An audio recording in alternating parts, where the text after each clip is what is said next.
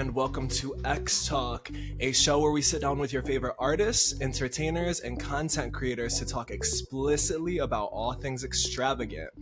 My name is Markus X, and today I'm joined by Caden Gray of Saab Sister. Welcome. Hello, thank you for having me. I'm thrilled to be here from Los Angeles, California. Hey, all right, you're already jumping right into it. Well, getting into who you are, just so people who haven't listened to your music or aren't familiar with your name, could you go ahead and tell us, who you are, what you do, just a little bit about for sure. your artistic practice. For sure, yeah. So I make music as Sob Sister, which is a project I've been doing since 2016. I released the first album in 2016, but I've been doing Sob Sister since 2014. It's been a long time, but this is just kind of the project in which I channel all my creativity. So I write, produce, perform all of the music, and so far I've released 3 albums, probably 5 or 6 EPs, and a bunch of singles, and I'm working on a new album right now. Okay. And when you say that you are a part of Saab Sister, are there more members in the group? Well, I mean, Sob Sister started as a solo project when I was in college, but it's gone through many phases. It's been over 10 years since I've been working on this project, so sometimes it's more of a band format where there's more of a musical collaboration. Sometimes it's, like with my last album, Everard, there are 4 featured artists on the album and a featured bass player. And so it was more of a group effort with the last album, but it really started as a solo project. Me, alone, with my computer, with my instruments, making music. And the album that I'm working on now is kind of more that, where it's just me in my room, making my thing, doing it on my time frame, not having as many emails to respond to with people and stuff like that, Yeah. So it's gone through many phases. There has been like the band phase. There has been like the bedroom producer phase. There's been the like artsy guitar phase. It's very tied to how I'm evolving even as a human being, and 10 years ago, oh my God, I don't even know that version of myself anymore, So this project is just how I channel all my creativity, and it's kept consistent. I didn't know if I was going to stay named Sob Sister, but it just has always felt like the appropriate title to like channel my work through, instead of just being, I grew up as a child actor, so all of my identity was tied to Caden Michael Gray, Caden Gray, and so I wanted something that wasn't my name. Yeah. Where I could kind of do whatever I wanted with and be creative and not have it be so tied to like, don't you love me as a person? I'm so appealing and everything. I wanted something more obscure to put it under. So it goes through phases. Okay, I mean, that makes sense, but essentially you are the creative vision behind the beginning of the project and where it is now, and then people have kind of phased in and out as far as like collaboration goes, and for sure to build the vision out. Definitely, and it'll probably always be like that. It'll probably turn into something else with the next thing I want to make and stuff like that. Well, my mind already is going in like 10 different directions just based on what you just shared with us now. I shared a lot. That was a long-winded there was answer. A lot there to like. I was feeling. I was like, I've been thinking about this. Yeah. Well, I appreciate it. Shit, it's better than somebody coming out and being like, "Hi, my name is X, and this is what I do." Period. Okay, so first of all, I guess let's take it back then. Where did you grow up? I know that you were just saying that you were a child actor. So where did you grow up? Let's start there. So I was born in Fresno, California, which is the middle of the state. And then I spent a lot of my childhood and sort of formative teenage years in Orange County. That was when I was starting to audition and work for TV projects and stuff like that. When I was in 6th grade, I did the national Broadway tour of this musical called The Full Monty, which for a year I was just touring around the United States. And then from there, I was kind of never in one place again. Like I've always had this kind of, I was always auditioning, trying to get work, working, kind of until I left high school after that point. Okay. And then Yeah. you said that Sob Sister started, you came up with the vision for that, then you said 2016, is that correct? Well, I released the first album as Sob Sister in 2016, but when I was in college, I graduated in 2014 from Berklee College of Music. Okay. And I decided that I wanted to leave college with a recorded album. I Yeah. wanted to use all the skills I was learning, everything I was doing in my songwriting and lyric classes and my harmony classes, and just like channel it all and have a finished product of what I could do as a creative artist by the time I left college. Because there's all these studios and there's all these really cool things you can use at Berklee when you're a student there. So I Hmm. managed to record it all while I was there, and I was producing it all, but I didn't release it until 2016. But I recorded pretty much everything either like in my apartment in Boston or like at the college for the first album. And so Yeah, and then, because I just wanted to have something to release. right. I mean, and especially like to be able to showcase everything that you just learned, like you were saying, being like, this is a time capsule of where I was in this moment in my life. Yeah, and well, once I set my mind to something, like I'm a doer, and I feel Yeah. like you're a doer too. Like Yeah. because you have to have a lot of motivation to get anything creative past the finish line, especially when there's not like some huge demand for it. Like you really Hmm. have to be the one to get it finished, and that's the hardest part about anything creative, you know? So, Yeah. but once I set my mind to I want to make this thing, I'm very like it's going to happen. Yeah. And so that's what I Wh- did with college, you know? what's your sign? I'm a Virgo. Oh, okay, Earth Whew. signs. I'm a Am I Taurus. a Virgo? I feel like that's Okay. probably why, right? Like we're very grounded, like eye on the goal, like let's reach this vision that we Totally. have, and like being able to be Yeah. grounded enough to pull it out of, the atmosphere and bring it down into reality. Yeah, So, which is not easy to do, especially when you have collaborators, you know? yes, yes, yes. So, okay, so But I then see that in you for sure. oh, fully, yeah. I was just talking to one of my good friends about this other day, and she's like, I'm really inspired because like whenever you get your ideas for something, like you just go and like you do the thing. And I'm like, I'm just so used to being in that kind of motion of having the vision and then bringing it in, and just like acting on it, whatever it may be.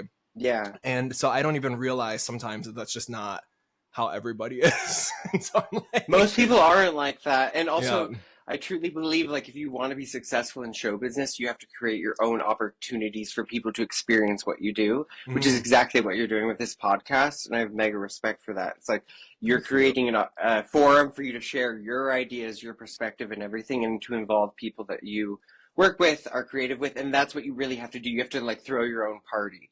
You know, Fully. you really do. Fully. And a lot of why I started this as well is just because just being on social media and seeing so many different creatives and people who I'm inspired by, even if they're not musicians, just they could be porn stars, drag queens, like whatever kind of, artistic thing that they're doing. Um, I was just like, I feel like there's not really a space, to my knowledge, where people who are not super famous are being showcased in this kind of way. And so I was just like, Right. yeah, like let's spotlight people and like let's just shoot the shit and like talk about whatever it is that they're doing and you know create Yeah, some I shit mean, together.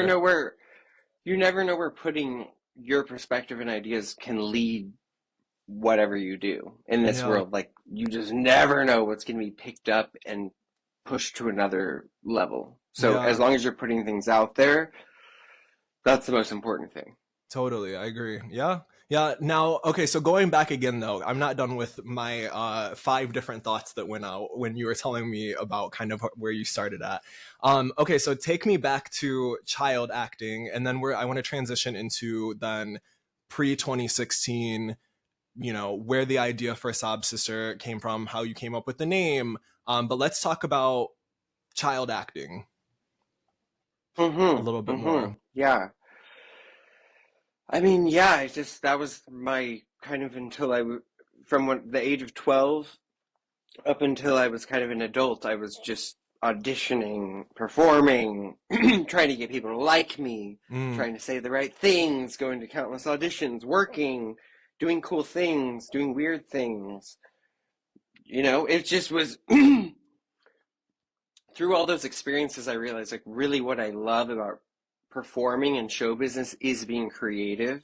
Mhm. a lot of the child acting that I did, even though like I did some cool stuff and stuff that gives me some funny stories to tell and stuff like that, but it was all more about like honing and what I loved about any of it, which was to Mhm. be creative and perform my creativity. It wasn't so much about reading somebody else's lines or I don't know.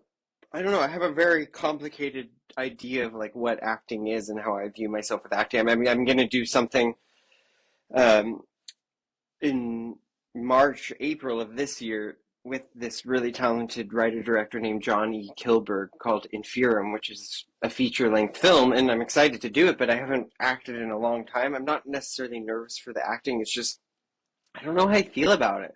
Like I'm Mm. doing some of the music for it and stuff, but I like to be creative. That's what all those experiences taught me as a child actor was like, oh, you like to perform and you like to be in show business, but more than anything, you like to create the thing that Mhm. you're performing. And sometimes it's painful to do other people's work unless you really kind of relate to them. And I'm really enjoying this experience with John, um, the writer director of the movie I'm doing, but it's still interesting. I'm just I don't know how I feel about being an actor, Yeah. especially after all those experiences. Do you think at some point you would ever want to go on the other end of the lens as far as acting goes? Would you ever want to like produce something of your own then? Oh, oh, of Yeah. course. Oh my God. I mean, I feel like that's what we do with even with these music projects. That's what I love about it so much is it combines all of the skills, all of the talents, all the things I've learned in my career, and I get a chance. I get a creative direct my projects. I've directed and edited my own music videos. I love to collaborate, but sometimes I feel like not sometimes, most of the time, it's difficult to find people that you actually end up being proud of working with. It's just difficult to collaborate. It's Yeah. just really, really difficult. I love it. It's super rewarding when it works, but it's hard. It's hard. Sometimes you're just like, who are you at a certain point of a project? And I think that's pretty natural. That's pretty human. And especially with creative projects like an album that have such a long, like there's so much that goes into it. It always takes a lot, especially when you're a DIY artist, it always takes way longer than you think. Yeah. It's difficult to collaborate. I feel like people change, and that's not necessarily a bad thing. And maybe you don't, I don't know. It's just difficult to have any sort of friendship, working relationship, whatever, with any human being on this planet is difficult, but to like make art with them and to be on talking about the same thing, it's difficult. So, I mean, to produce a film or to direct and write a movie, it requires so many other people. Yeah. That's why like musical videos are always the most difficult part of any album cycle for me because they require a lot of people. Yeah. And even though they can be really fun and the end result can be amazing, it's so much more work than just producing your work and fine tuning it or whatever. Like, oh no, it's a production. Yeah. Dealing Yeah. with that many people, I don't know. I don't know. It's difficult. It's No, difficult. yeah, 100%. The reason a lot of people keep asking me, like, are you going to release more music videos? And I'm like, yeah, at some point. But like, my team that I was working with is all down in San Diego, and now I'm in San Francisco. And so it's like, it's a little bit, I'm like, I've been trying to find like the people to work with up here because, like you're saying, it's such a collaborative thing. And it's like, you have to have people who can like help you pull your vision into reality, going back to what we were just talking about. And so it's been a Yeah. little bit tricky Or you have to to. have like a huge budget to pay people to do what you Yes. want. And it's like, Yes.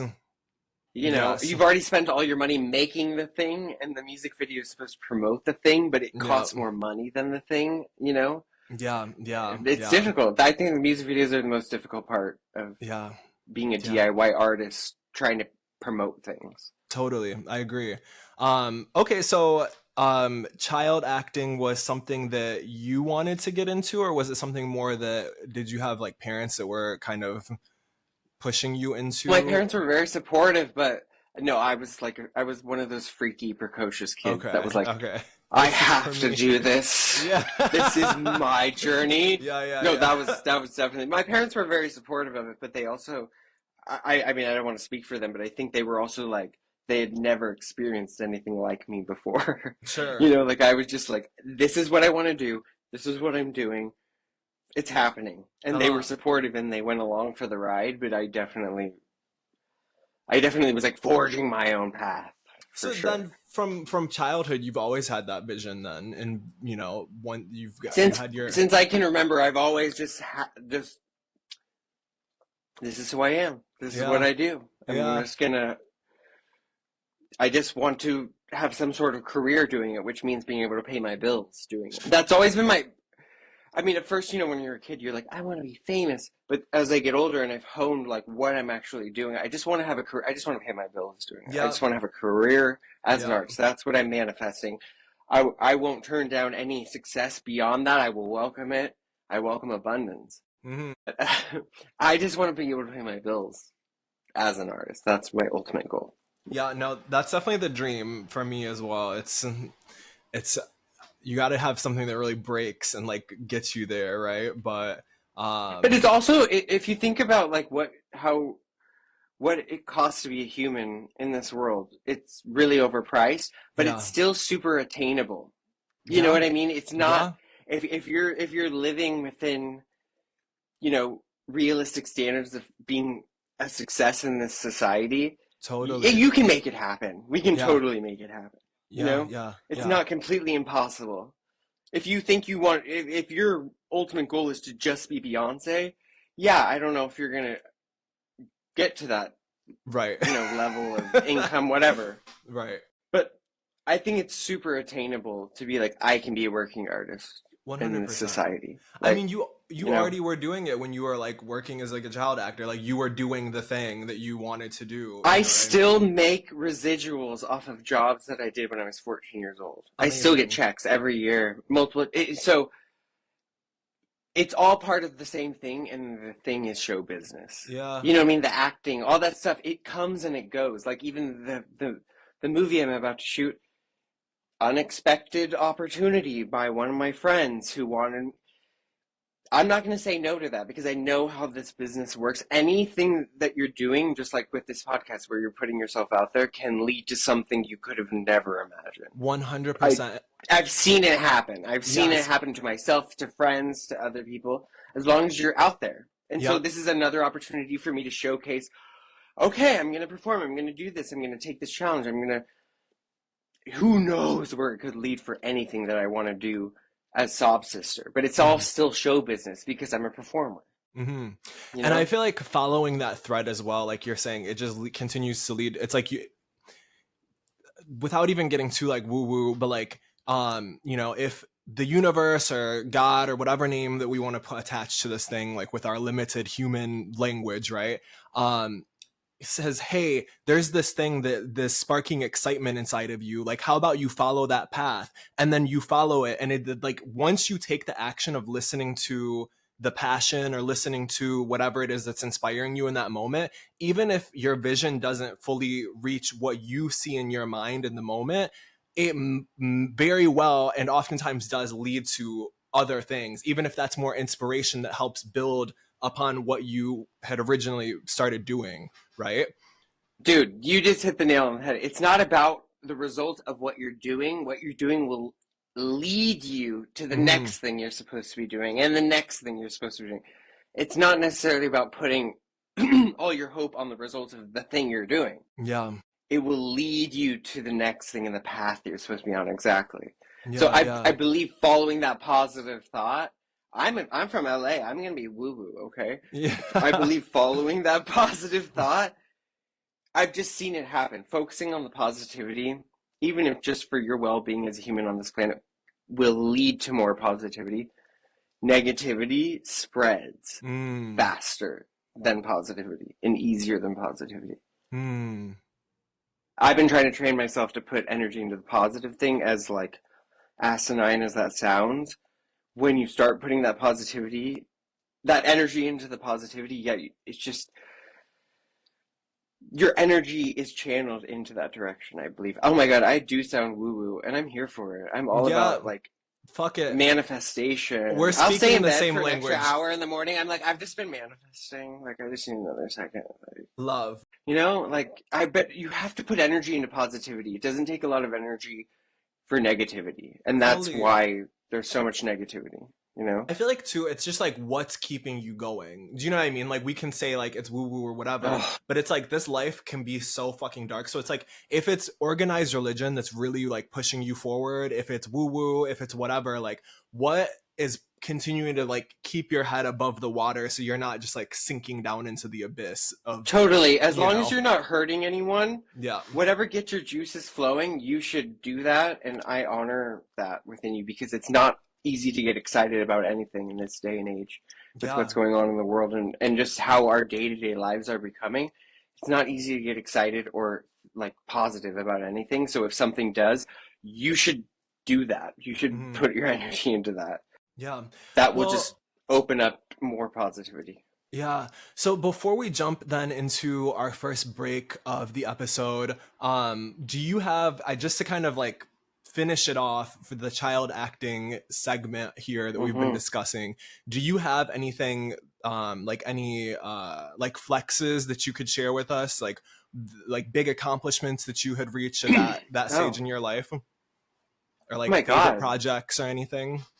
Oh my God. Well, yeah, for sure. I did a lot of cool stuff. When I was 14, 14, 15, I was on Hannah Montana, which at the Oh, time was like the number one show for kids, maybe even beyond that. okay. I was on it right before it ended. So I had auditioned for that show like 8 to 10 times, and they really threw me a bone. And so I was on that. I was on Victorious for a couple years with Ariana Grande and Victoria Justice and people like that, it's really weird now to, it's weird and exciting now that like Glinda in Wicked I worked with as a teenager, and we were just like, Ariana Grande was the first person when we were like 14, 15. Uh, I'm sitting next to her in the schoolroom, and Kesha's album Animal had just come out. You know, Kesha, she just came out of nowhere. And Ariana Grande was like, you need to listen to Kesha's new album. She put her Beats headphones on me, and I listened to Kesha's Animal album next to Ariana Grande when we were just like kids. Yeah, like You know, what life are really you living? interesting stuff like that.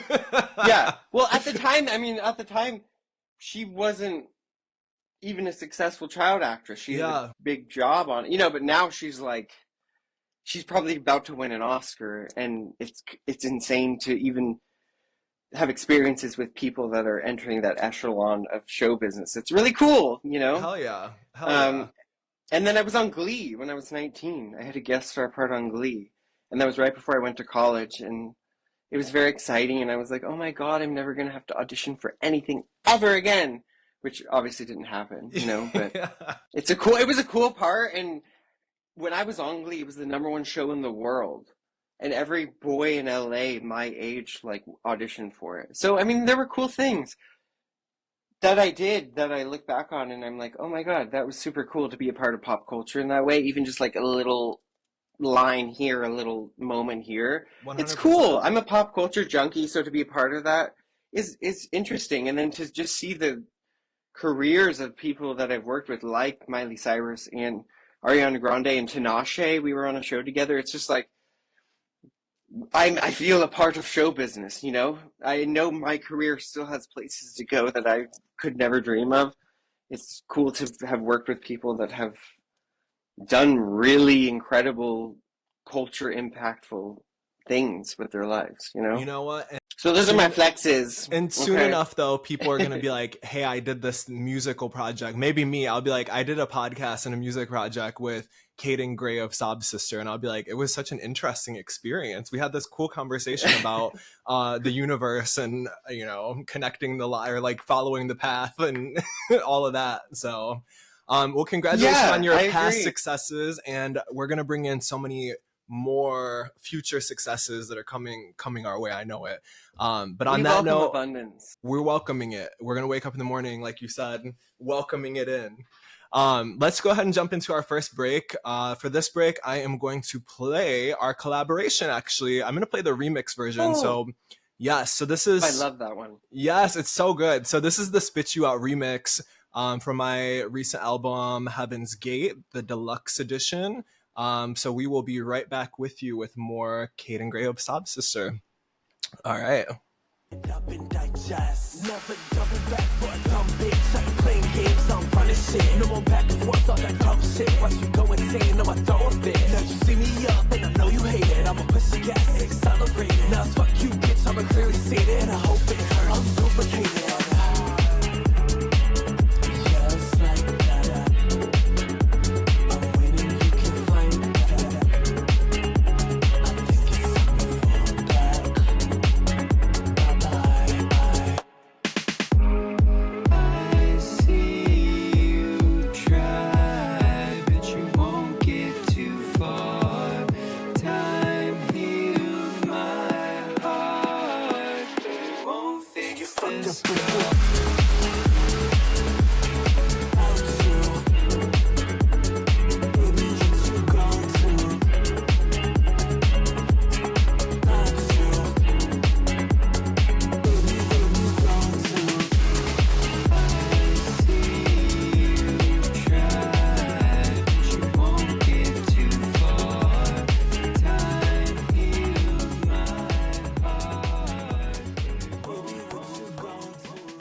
All right, welcome back. That was the Spit You Out remix from Markus X featuring Saab Sister. So before we get into kind of what, current projects and what you're working on for the future, I want to ask you how you came up with the name Sob Sister. Oh, well, I mean, I wanted something that was like against the gender I identify as. I wanted something that kind of created this feeling, this blanket umbrella. I didn't want to, again, I was kind of just didn't want something that was tied so much to my identity as a person, which was a lot of my life growing up as a performer. So I wanted something that just had a feeling. A lot of my music is sort of melancholy. I like the idea of I like the alliteration of the sob and the sister, but I don't know, I like those words together. It's stuck. I mean, I kind of started the project knowing like I might not be like, forget it, at this point, but I don't know, there's something still about it I really like, and I think it still fits, and I've thought about going by my name, Caden Gray, but I don't know. I just don't feel, there's something still about it. I feel like I'm not done with it, you know? Yeah, So, I feel I like don't when know. you I know picked too, it just you because know. I like yeah. Yeah. I don't know how I'll feel after, I definitely know I want to release my next album as Saab Sister, so I know that. I don't know how I'll feel after that point, if I still feel like it's appropriate, But Sob I Sister is like it. still Yeah, going it was strong. just something I picked. Yeah, it was just something I picked. I liked the words together, and I liked the feeling, and yeah. Hell yeah. Okay, so now taking us into the present day, do you want to talk about the album Everard that you release, and then future projects, things that you're working on, maybe for this year? I know that you touch base on, the movie that you're going to be doing music for and hmm also being in, but musically, what does the future hold for you? Yeah, so I released Everard last year, and it features four amazing drag artists: Joey Arias, Foxy Ajouet, Maxi Glamour, and Felony Dodger, and they all feature on it. Uh, Three of them as vocalists, one of them as a flute player, and that was incredible. I love that album. I released the deluxe edition a few months ago, and yeah, but I am working on another album that is, like I said, completely just me in my room doing samples. It's sort of 80s pop. It's really fun. I'll probably release the first single for that. Hopefully in May. That's my goal. I just need to do like updated vocal tracks, and then it's pretty much done. And I'm really excited about it. I'm I love it. So I'm excited to release that. I'm working on that movie Inferium, directed by John E. Kilberg, the end of March and April, and that'll probably come out, I don't know, sometime next year. I don't know. There's a lot of interesting things happening. That's kind of what my focus is just writing music for that movie, doing a good job performing in it, and then just finishing my album and having a lot of fun releasing it. This album is going to be a lot more color and a lot more campy energy, and I'm just going to have a lot more fun with it and kind of share a little bit more about my personal attitude toward things instead of being a little bit more ambiguous. So yeah, I'm excited about it.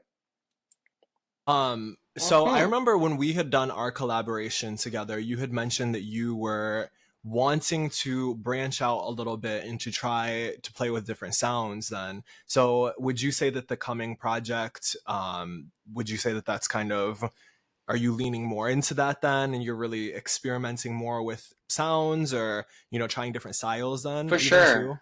Okay. Yeah, I mean, even the album I just released, Everard, is way different as a producer for me. Like, there's just a lot more electronic instruments and Mm, just kind of going for a more shiny vibe instead of kind of the emo, rougher guitar vibe that I think the second album was.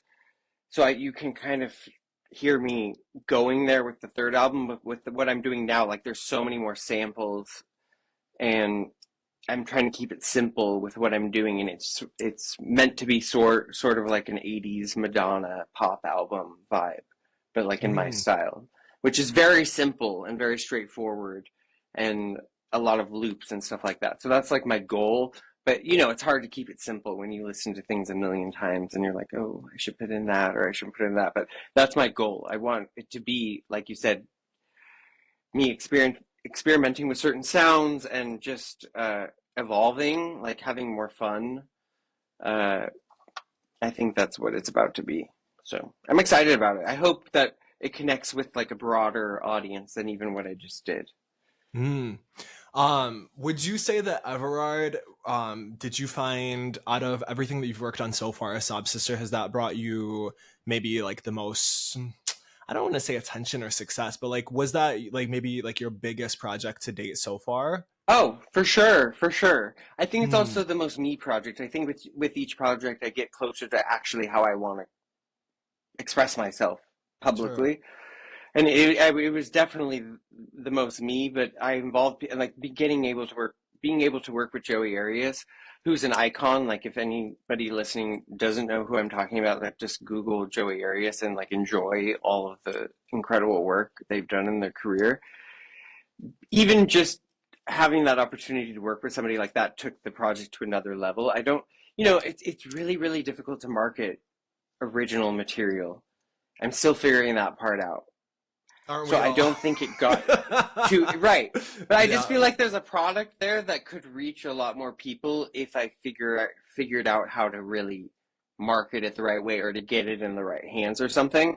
I yeah. think there's still some sort of life for that album once more people are aware of it. There's just the collaborations alone I think are worthwhile, and I think there's a lot of stuff in there. I'm really proud of like what I accomplished with releasing it because like once it's done, the artist part of me is like, okay, I'm satisfied. But then the part of me that wants to have a career as an artist has to kick in and be like, okay, how do I get this out there with the limited resources I have? And I think I did a really good job Yeah. with what I did, with the resources I had, and I'm proud of it. I do think like I hope for more for that album. I hope for more one day for that album. Totally. I mean, and But also it's like, each album gets bigger and bigger, you know? yeah, there's also no timeline either to when you can stop working on something as well. Like I know we You live have to in like a decide. You have to just be like, totally, but like I know that we live in like a microwave culture now where everything's like fast and people just eat it quick and then it's like what's next? What's next? What's next? But right, something right. that I'm doing with like my own project too, I was just talking to somebody about this other day because I'm going to be releasing new music this year as well, but I was like, Cool. there's still more for this last project. You know what I mean? Like I still do want to get visuals done. And it's like Totally. at the end of the day, like if you go back and work on some shit, even if it's old to you, like it's gonna be new to whoever may be hearing it in the future. You know what I mean? So it's like, Absolutely. yeah, like give Absolutely. it its full I light. mean, Like, the well, totally. Even if something in your future, like the new music you're about to release, is a thing that gets somebody's eyes on your project, yeah, they're gonna have all this work to enjoy by you and to go back. And I'm that kind of listener. When I discover somebody and I'm like, oh my God, I want to hear everything they've done and hear their evolution and everything. And I know for both of us, there will be like a body of work to exist for people to enjoy when they do like finally become aware, a yeah. broader audience. Do you So ever It you is ever it is tough to decide something's done, you know? Totally. Even while you're working on it in the moment as well, like the music itself, like I feel like you can always keep working on it and like, being like this can be changed, that could be changed. Have you ever felt um so something recently that I did when I decided to do this podcast, I went to my YouTube and was getting it set up to, be dropping these videos every week and updating everything and giving it a facelift. And I realized that through the years, I had made a lot of my like videos and like just little projects that I've worked on over the years private, just because it's like, well, that's the old me, and I feel like part of me also was like embarrassed about like maybe where I started at, right? Like as a musician or, whatever I was doing in the moment. Have you ever felt that before, like with your art, where you look back and you're like, damn, well, I'm so much better now at what I'm doing. And like, it's kind of embarrassing to like have people find the old shit, or have you experienced anything like Well, that yourself? oh my gosh. Well, I think about this all the time because it's a skill. If you want to be an artist who is releasing work and have a Yeah. career releasing your work, you really have to hone the skill of separating your ego from what you want to accomplish. Mm. And I honed that skill as a child actor because Mm. you can't have even if you have insecure thoughts, if that reads at all in anything you're doing, an audition, when you're working, whatever, like it is so counterproductive to the goal.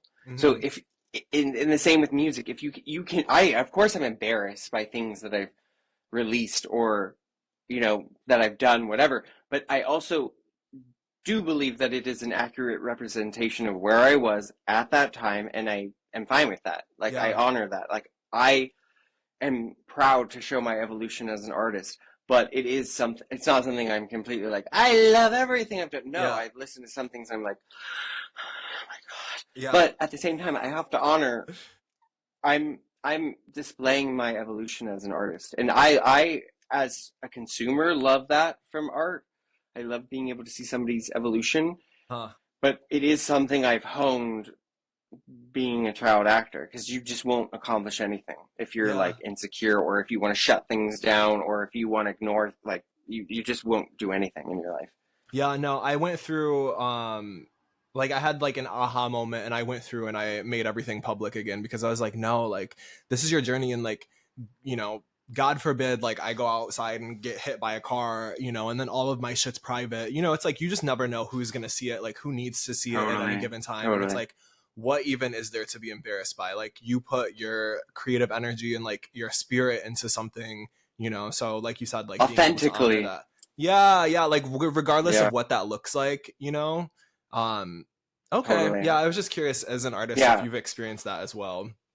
It's not easy, right? It's not easy to Yeah, have those parts of you, those vulnerable parts of you, but exactly like you're saying, like you were authentically putting your self-expression out there. Like who knows who's going to see that, and what it could lead to for them, for you in general. Just like putting that positive artistic energy out there, I think is rewarding hmm. sooner or later. Okay, now, but I don't want to let up on Everard quite yet, since that's your most recent project that you put out. For people again who maybe have never heard your music before, could you touch base on themes of the album or what inspired you while you were working on the album?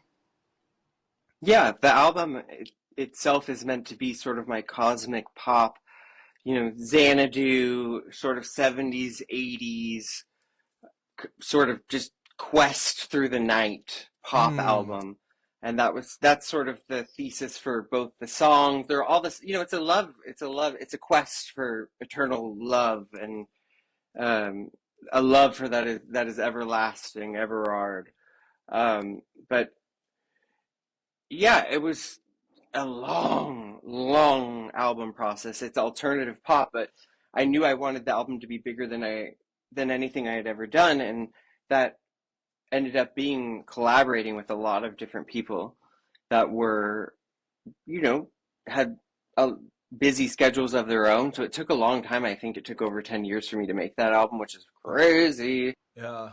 But I'm really proud of it. I think when I was releasing it, I was like, this is the album. But now I'm like, I think this is the album where I learned all the things I wanted to do on the album I'm making now, especially as a producer.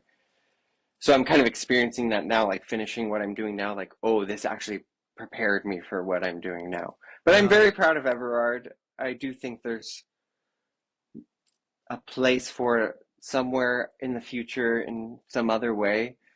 But I'm super excited with everything I was able to accomplish. It was not easy. Oh my God, that album took everything to just get across the finish line. All my money, Yeah. all my time, all my, like Yeah. everything, all my willpower. I feel so far away from that album right now just because I'm making my new thing and I enjoy that. But, and you know how it is when you release something, it's so hard to go back and listen to it because you've already listened to it A like a million million times. times. Yeah. And people think we're exaggerating, but wow, especially when you're super involved with the production of it. Wow, Yeah. you listen to it so many times, a ridiculous amount of times. So I just really haven't gotten to the place where I'm like, ooh, I love listening, going back and listening to this yet. But I'm super proud of it. I still feel like there's something else for that album. It's alternative pop. It's fun. It's dramatic, and it features a lot of really incredible drag artists that I'm Hmm. sure people who are listening would know if they ever choose to listen to it. So, yeah, you should definitely listen to it, whoever's listening. Yeah, listen to the I love album. it. What the fuck are you doing if you're Yeah. not listening to Everard? Do you have Exactly. a title for the next project? I definitely do. I just don't know, timing with, sharing anything about what you're working on to Yeah. somebody or something can change what you're working on. I feel like I'm not completely there with what I'm working Yeah. on, that Yeah. sharing it's not to be like cagey. I'm like ready to go like full force with this one once I'm ready to share, but I'll send you some stuff Yeah, please because do. I want to do I was so inspired by your remix album because it just turned out so good. I Thank really want to you. do a remix album for the next album that I do. So yeah, I want you to hear it and maybe do something on it or offer suggestions for producers to remix Would it. love. I think it'd be Yes. much more accessible for something like that, this album. So, Yeah. no, I'm Yeah. not ready to share, but I'm excited about it. I'm definitely like gonna be like, oh, full force with this next thing. Do So, you have a song that you've selected from it so far that you're like, ooh, this is that girl that I'm pushing first. Like she's the one that needs I to have get to out be, first. well, no, I'm not, I don't have that. I'm saving what I think I wanted to do first for a little bit into I want to like present the Uh-huh. concept of what I'm doing because there is an overall concept to each of the songs and to the Yeah. whole project. I Yeah. want to I want to introduce the concept I'm doing softly and subtly, and then it's gonna get more obvious and more obvious and more obvious till the big single. That's kind of what Okay. I'm trying to do with this one. But the Okay. the first song that I'm doing, I love. It's I think it's will I'm obsessed with it. Yeah, Okay. this album is very, like I said, in my view, the most me thing I've ever done, and I think everything I do is the most me thing I've ever done. So I'm Hmm. excited to like feel even more that way. Are there collaborations for the coming project as well that are already wrapped Not in or any, not in any of the music. No, like I okay. said, I want to do a remix album and like have some people feature there. But I Sure. did. The features were such a big part of the last album, and I love them. I kind of wanted this one to just be me, solo girl, doing my thing. Yeah. Like just making the damn album myself. But there will be like visual collaborations with some of my friends and artists here in Los Angeles. So Okay. Okay. there will be collaborations in that way, but not on the music. I wanted to be total loner boy on this album for Hell sure. yeah. Hell yeah. You're like, this is me. hmm I just wanted to be doing my thing. Yeah. I Yeah. love collaborating, but I just did not want to like wait for anybody. I want to just be Yeah. doing it. Yeah, no, it's tricky. It's really tricky sometimes. Like you already mentioned working with other people. So, okay, that makes sense. Well, we can't wait to hear the new project and to watch the rollout for it. Leading into the second break, could you talk a little bit more about how the collaboration with Joey Arias came together? As you mentioned, icon within the community. How did that come to be? Well, I was a fan of Joey Arias. I saw Joey perform here in Los Angeles at the Catalina Jazz Club Hmm. and met them afterward. And it was a very brief interaction, but then I messaged them on Instagram and was just like, love you, love the show. We started talking, going back and forth. Joey Arias is an incredibly creative artist, somebody that is always looking to make something. You can see that in their entire career and the work they've done. That's somebody that just wants to be making things. So they were super encouraging to me, and I knew that I sent them the song that I wanted them to do with me, and was basically like, I'll move mountains to make this happen. And Joey loved the song and basically was like, let me know when you're in New York. So, I knew it was up to me to make it happen from beginning to end. You know what I mean? Joey can love the song, whatever, but this is a successful artist, somebody who's busy, has a lot going on. So I ended up going to New York right before I released the album, a few months before, and booked a studio and got Joey an Uber, and knew that until Joey was like in front of a mic singing the song, like it might flat out might not happen, and it happened. It was amazing. The music videos on YouTube there's documentation of our recording session. It was incredible. I mean, Joey's such an amazing person, just so like otherworldly talented, especially as a vocalist and performer. It was like truly one of the best, most rewarding moments of my life to have accomplished that, because it just easily could have not happened. I'm not a big artist with a lot of demand for Joey to be like, I have to do this. Joey loves to sing. Joey loves to collaborate. Joey loves to make art. And that's the experience I had with him. And it was amazing. And Joey is still somebody I talk to pretty frequently, and is a mentor, I like to think, and is doing like Joey's last album, Past, Present, Future, is so incredible. Like there is a place for that album that it has not gone yet, for sure. Some of the songs and some of the recordings are just absolutely incredible. So yeah, that is definitely something I'm so proud of. Like Joey Arias is on my album for all time. I had an incredible experience. I continue to have an incredible experience knowing them, and yeah, it's fucking cool. I love that happened. Oh my God. You I love created that a moment recording. together, and multiple My moments God. together. It was just honestly was meant to be. It was one of those things where just everything aligned in what I was trying to do and what I wanted to do. And then there was like art happening, and watching Joey go through the song and learn it and perform it and all the different vocal takes. It was just a dream come true. It was like, I was just so happy. And then after it was done, I was so relieved. Like Yeah. the recording session is finished and Joey's in the Uber, and I was like, oh my God, I did it.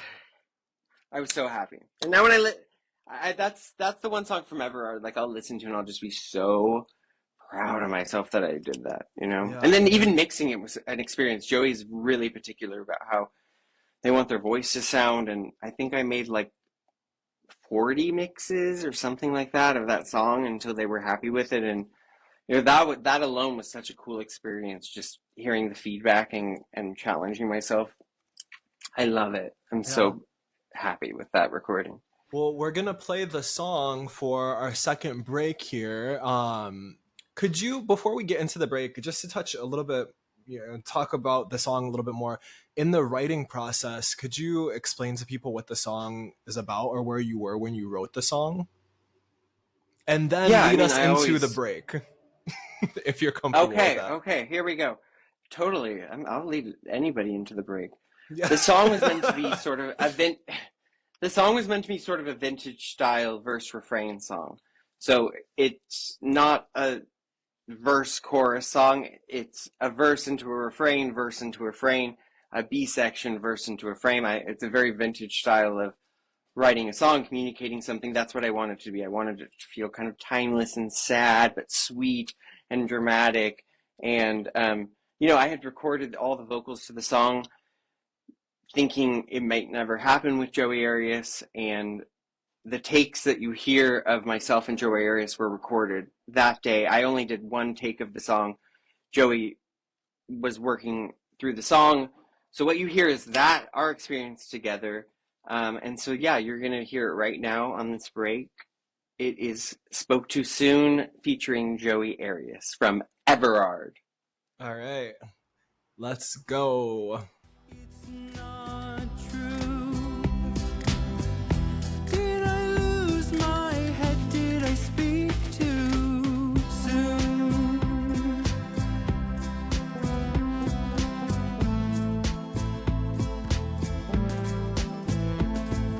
Red flags surrounding me. I was colorblind, too soft to see. Convinced myself I was doing fine. It turned out it was just a matter of time. I'm afraid it's true. I lost my head again. I spoke too soon. 'Cause I spoke too soon. 'Cause I spoke too soon. 'Cause I spoke too soon. All right, that was just a little sample of "Spoke Too Soon" by Saab Sister featuring Joey Arias. Go check out the full song wherever you listen to music now. And for the final segment here, we're going to get into a segment that I like to call X Marks the Spot.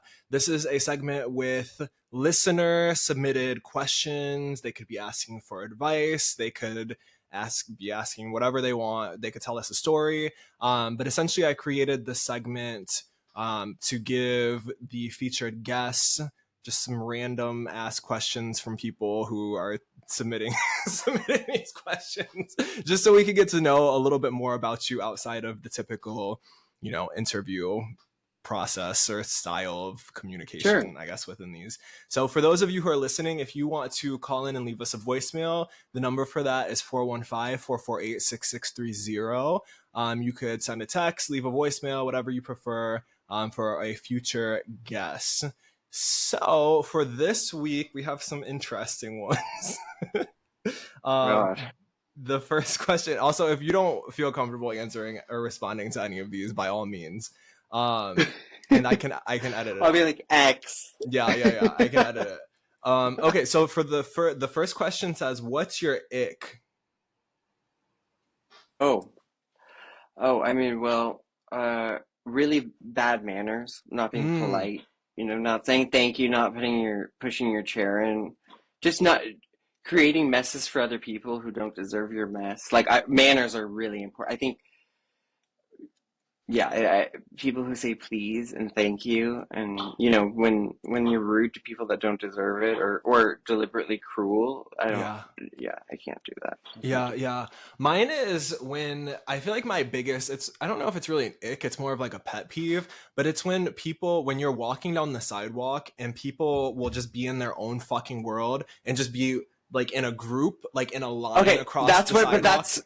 But that's what I'm talking about. That's bad manners. You're not aware of anybody but yourself.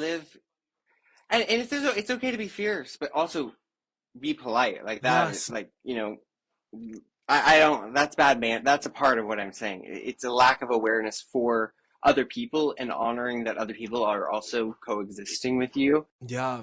Yeah, that really bothers me. Yeah. Just bad manners. Bad manners. Yeah. Okay.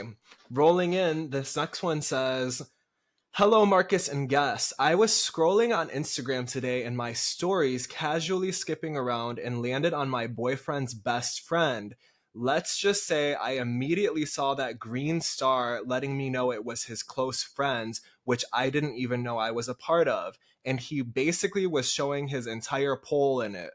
I feel torn if I should tell my boyfriend or say something to the friend directly. He's cute or whatever, but I'm just not sure why he would add me into his close friends in the first place if he's on that type of time. What would you do?" Well, okay. Here's my take. Why does if something's inappropriate, it's inappropriate. But why does your friend being sexual and showing their pole equate to them wanting to have sex with you or being inappropriate to you? I think should all just. I It don't know says- if there's Okay, wait, real quick. It says they said that it's their boyfriend's best friend. I don't think it's their friend. I think it's maybe they only know the friend through the boyfriend. well, totally. But it's like if that's your boyfriend's best friend, Yeah. that's somebody who's in a close orbit of your life. I don't know. Like I said, if something's inappropriate, it's inappropriate. But sometimes people maybe all of his friends are on his close friends, and he just wants to show off to people who are like, yes, queen, whatever. Yeah. Unless there is sexual energy, I don't know if I would go straight to being like, this is inappropriate. How dare you? Yeah. You know what I mean? Like maybe this is just somebody that's just like, I'm loving my life and I'm fierce, but I don't want to do it to everybody that follows me on Instagram, you know? Yeah, I feel that. I guess Because sometimes I have the urge to like show off and Right. whatever, but I'm like, I don't even need to put it out, you know? Yeah, But yeah, again, yeah. I don't know. Only this person would know if that is an inappropriate thing for this person to do. Is there some weird energy there? Is there, I don't know. If you don't know this person very well, maybe they're just inviting you into their freaky worlds and it's not anything sexual. Maybe they just like to I don't know. Yeah. I don't know. No, you know, I don't know get- if I would jump to immediately being inappropriate unless you sense it's like, okay, yeah, this is inappropriate. Totally. And I feel like the only other thing I could add really is like, if it's a problem for you, like then just communicate that to the friend. You know, like it doesn't need Hey, to be do you like, mind taking me off your close Yeah, friends like, it doesn't have to list? be a big You know, like deal. Yeah. Just like, just Totally. communicate. There's a lot of miscommunication that could happen if you went to making it a big deal without just being like, I don't know what you meant by it. I'm not really comfortable with that. Do you mind taking me off your close friends? Right. Done. Yeah. Easy Done. peasy. Okay. The Yeah. next question says, what scares you? These are so broad. Oh. Some my of the God. questions that come in are so broad. What scares me? I mean, I don't know. I feel like recently just people have been scaring me with their weird ass behavior and just, you know, I don't know. I don't know what to expect from people, so I've been freaked out by people. Yeah.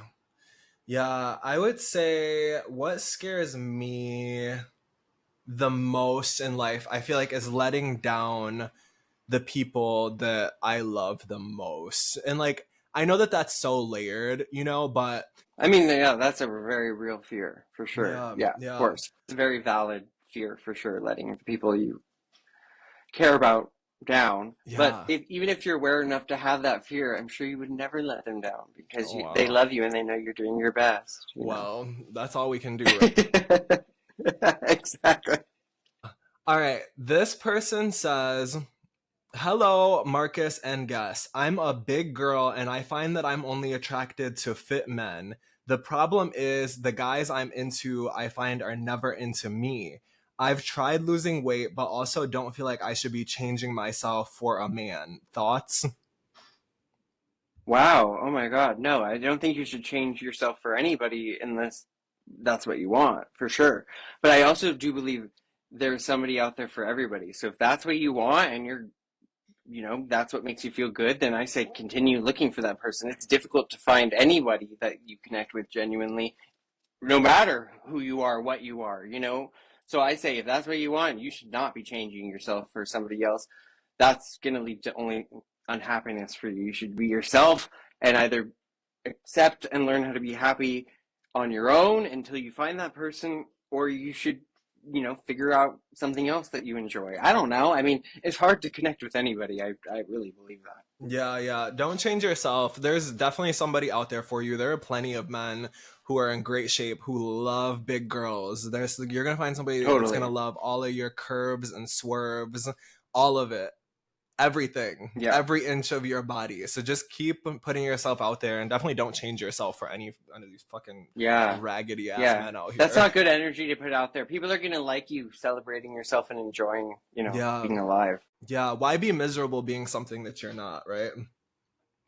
Well, especially with somebody else, that's even more misery to pretend you're something you're not and for another person. No. Yeah.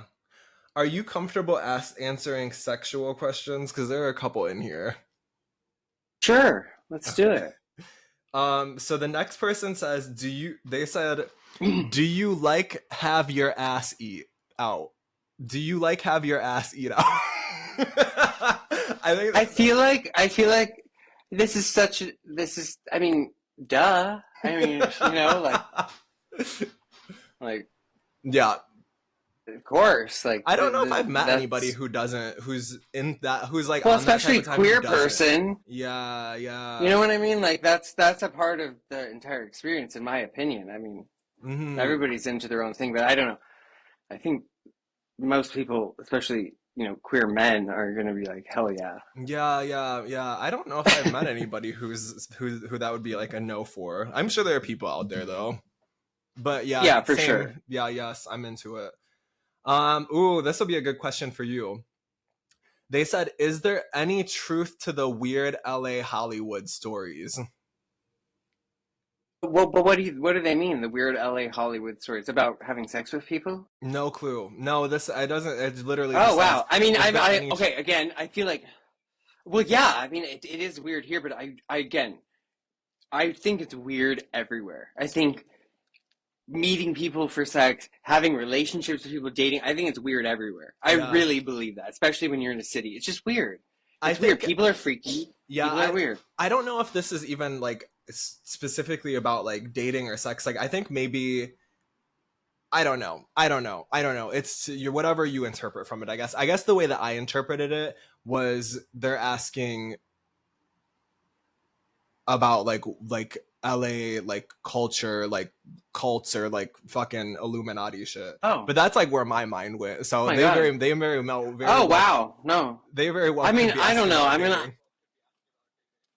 Yeah. I mean, I think people are just weird everywhere, especially in cities. I mean, I've had a lot of weird interactions, but I don't know exactly what they mean by that. I feel Yeah. like I'm a little weird too, but I'm not like creepy weird, and I'm not like predatory weird. We're all I weird. think I'm fun weird. Yeah. So, yeah, I don't know. I mean, I guess that's true, but again, I think that's kind of true everywhere, that people are freaky and weird. That's my take.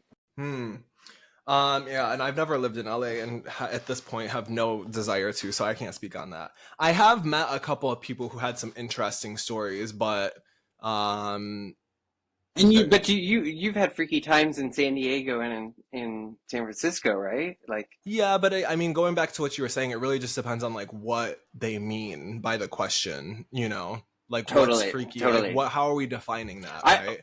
Totally, I've had weird, freaky experiences here in Hollywood. Yeah, experiences yeah. where I'm like, wow, that was really maybe potentially dangerous.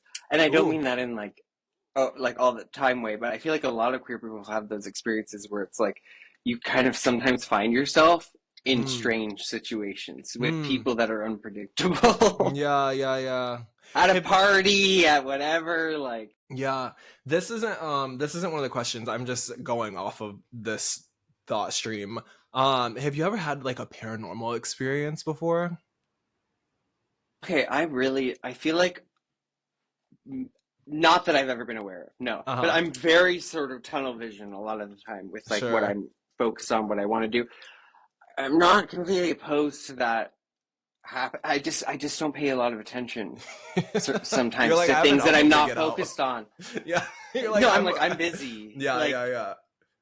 Also, I spent so much of my childhood because I'm sure you have a vivid imagination too, based off of what you create. Like, I spent so much of my childhood freaked out because my imagination was just running wild that I feel like I learned to shut off certain receptors of my perception because Yeah. I'm just like, I just can't,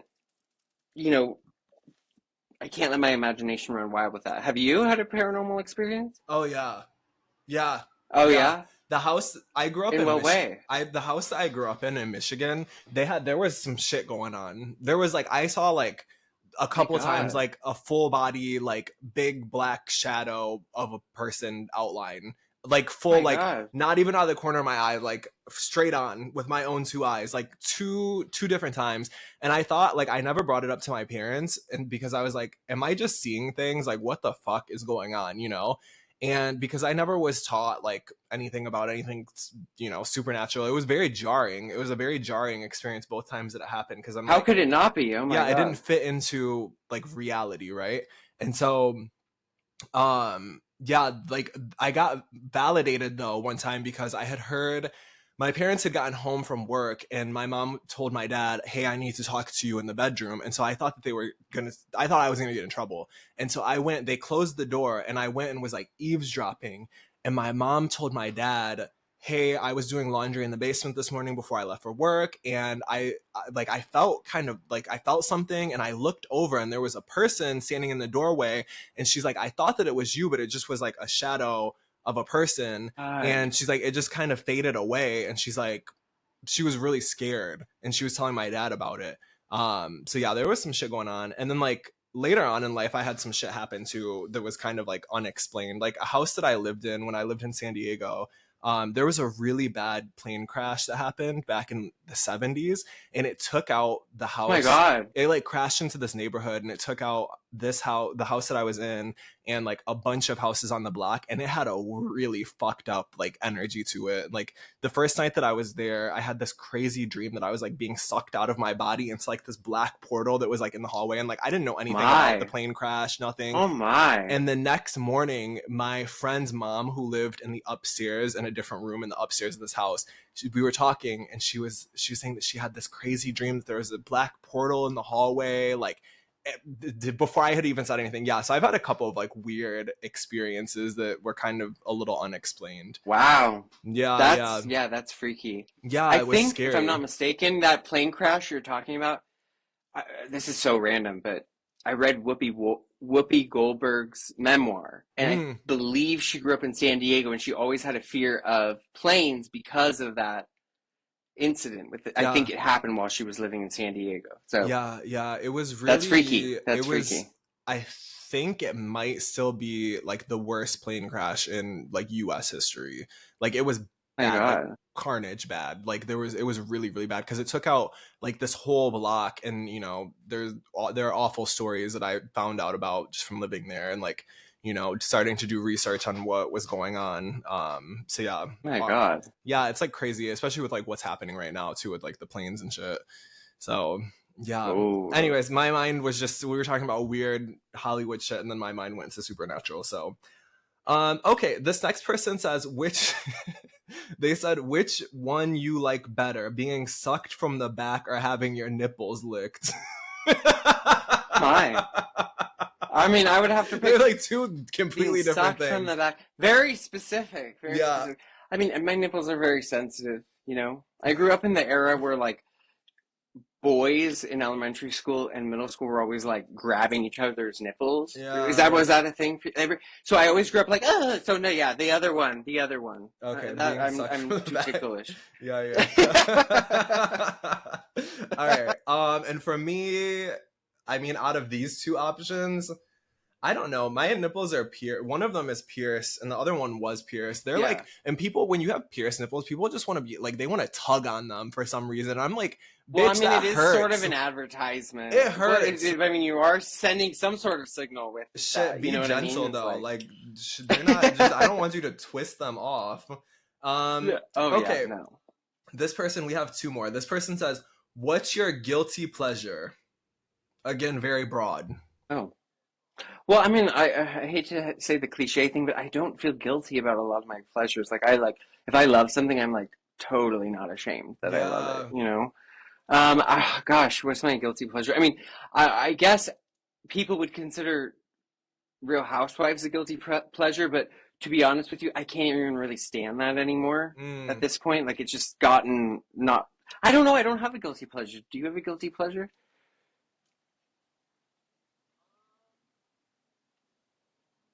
Maybe I watch the same movies over and over and over. That's a guilty pleasure. Yeah. Maybe like indulging in food could be like a guilty pleasure. Yeah, what's your indulgence? Like overindulging. You know, like just like eating. What do you go to though? It's either like salty like chips or something, or like French fries, or something sweet, like, I don't know. It could be. Okay, I will say, things. Tostitos, hint of lime, tortilla chips. That's definitely a guilty. Like, I will eat a bag, and then have diarrhea for 2 days. Yeah, you know what I mean. Like, I don't care. No, they slap. They're so good. It's so easy to just be like, watching something or listening to something and just like munching down, you know. Ugh, But I I love feel the crunch. yeah, I mean, if we're Yeah. gonna talk astrology, I'm very much so talking like a Taurus right now. Okay, so this last one says, "Hello, I am a gay man who considers himself to be good looking." Okay. They said I Good have for you. yeah, they said I have a good job, a good friend network, and a pretty happy life. And find myself getting lots of dates. They said my Wow. problem, right? Life is good. Like, why are you writing in? Why? Like, What question do okay. you have? Yeah. They said my problem is that these dudes keep ghosting me after we have sex for the first time. The first few times this happened, I was able to shrug it off, but now it's really starting to mess with my head and confidence. Do I suck in bed, or is it just the dating scene? Have you ever experienced something like this? I'll let you take that away for I us. well, I mean, like, I think I've said this over and over. I truly do believe, like, being ghosted is like the circle of life. Mm. You're mainly going to be ghosted by people. I believe that, just being out in the world, dating, whatever. I'm not saying it's right, but I just think that's just kind of the world we live in. Yeah. Until you reach a certain level with another person, I honestly kind of think I mean, it's not nice, but I think it's okay, Yeah. because it's like, if you owe everybody really communication at a certain level, even when you haven't gotten there emotionally, I don't know. That's a lot to expect from a person. I think it's the world we live in. I don't think you suck in bed. I think Yeah. people just ghost each other. I think that's just what happens in our world right now. Yeah, I want to know I've been how ghosted many. a million times. You know?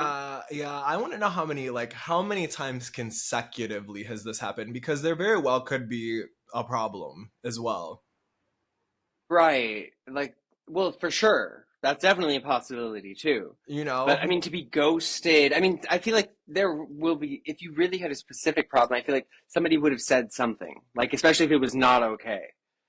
Do you know what I Yeah, mean? And somebody might have yeah, alluded to something like, I don't know. yeah, I do feel that. I think that a lot of people are bad at communicating, though, especially if it's something that they feel is uncomfortable for them to communicate. So I don't know. Totally. Like, But then it's yes, like, is it even this guy's fault? Because if he doesn't, is he supposed to shut down and never have sex with never. somebody again, or Yeah, go on a date? yeah, Like, and he has no idea what's going on, you know? yeah, yeah, I yeah. don't know. Maybe, oh gosh. There's so many reasons why. It could be easily that people are just ghosting you. Maybe Yeah. there is something strange going on. But if you're an aware, polite person, or I don't know, I feel like you kind of know something's off.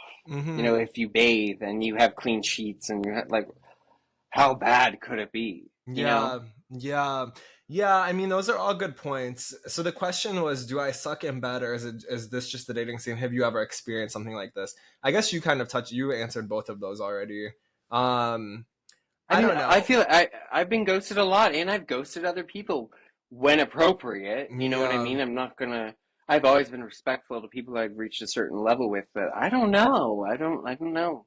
That's a tough question to answer, yeah. I need more. especially if there's no inkling that. Yeah, We need more if there's no details. inkling that something's wrong, you know. But like, also, I would say, okay. So let me ask you this: like, what if this person had dated 10 people, and they had sex with them, with each of these 10 people one time, and after each time of these 10 people, Yeah, all of them there's something ghosted? wrong. Yeah, like, I just want to know. That the ratio is there's something I want to know happening. Yeah. how much it's happened consecutively, and like, has I this mean, been going on that forever? Like, statistic. yeah, Yeah, out of yeah, 10 people, if they're, yeah, I don't, it may not be you being bad in bed, but maybe there's a smell you're not recognizing. Maybe there's right, something I don't know there's right, something, right. when you put it like that, yeah, maybe something is Right, and going like, on, you know? are you a top? Are you a bottom? Are you side? Like, what's happening in these situations? Maybe You you're know, too strict in bed. Maybe you're too limited. Maybe yeah, you're maybe you're not have a attentive enough to blind the other spot. Maybe you're, person.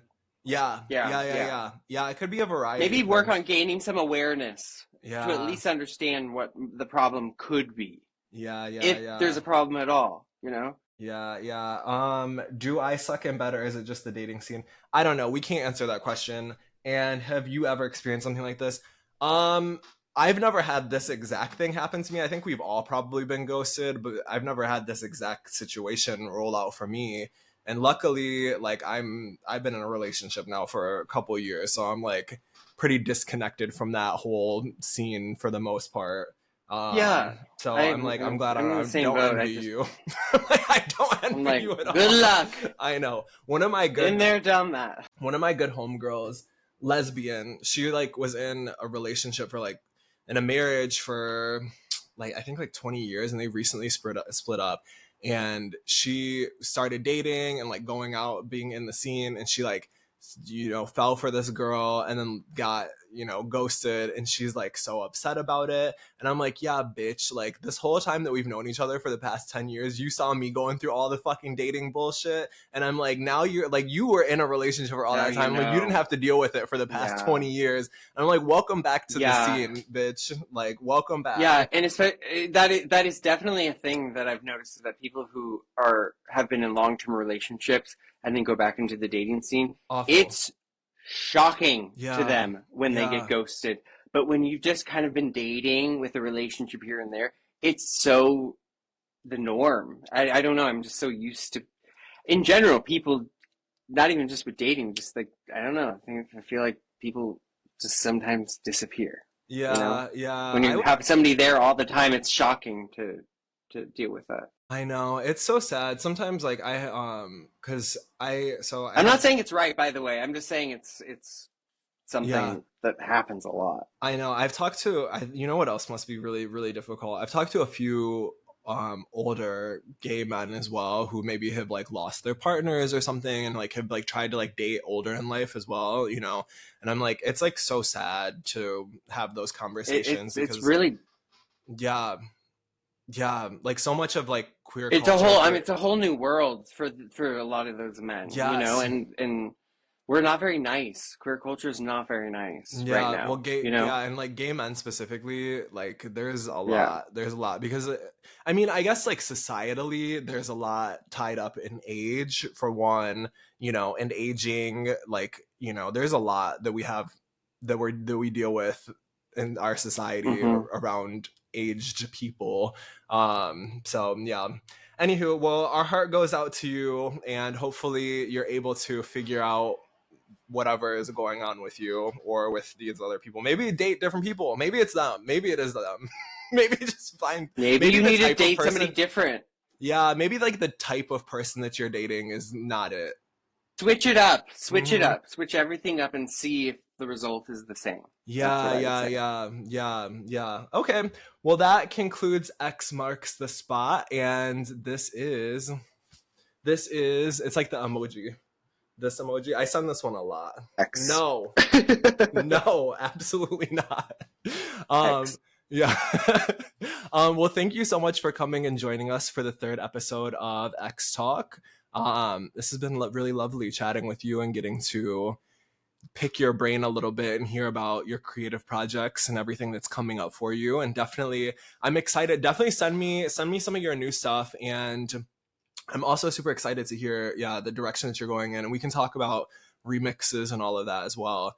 I would love that. Yeah. Thank you so much for having me. Thank you. This was so lovely. This is like such a different tone than the first two episodes. This was like a very sweet episode. The first two episodes were really, the first two episodes were like kind of rowdy a little bit. Like it was like it's just a different energy. Yeah. You know what I know. mean? I feel like we're just like totally chill. Yeah, we're just like talking about like the universe. It was really nice. Thank you. This was nice. Yeah. It's a Sunday. We're recording this on a Sunday evening, and it's just I'm relaxed. Chill. Yeah, it was nice. It's been raining up here in the Bay like for the past couple of days too, and it's just like it's that kind of vibe, just like chill. So all right, y'all. Well, if you want to write in or send a voicemail again for X Marks the Spot for a future episode to be featured, or have your question or advice or story featured on the show, the number for that is 415-448-6630. Sending us off, do you have anything to plug, or could you tell people where they can find you online?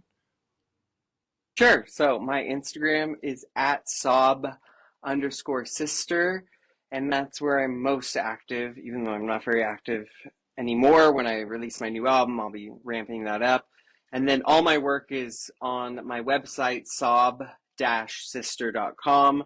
I'm going to have a lot of new music soon, working on that movie here in LA, and yeah, there will be new stuff soon. Everard Deluxe is out now on all streaming services. Peace and joy. Thank you so much for having me. Yes, everybody go follow, go take a listen to the work, and keep an eye out for future projects.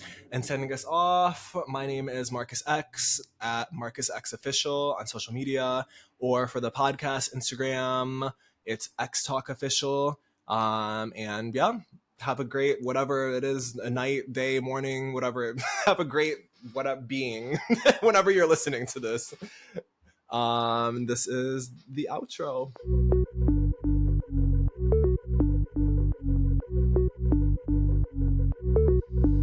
This that X Talk, body rock, give us everything you got. X Talk, never stop, tune right in, you know the spot. X Talk, body rock, give us everything you got. X Talk, never stop, tune right in, you know the spot.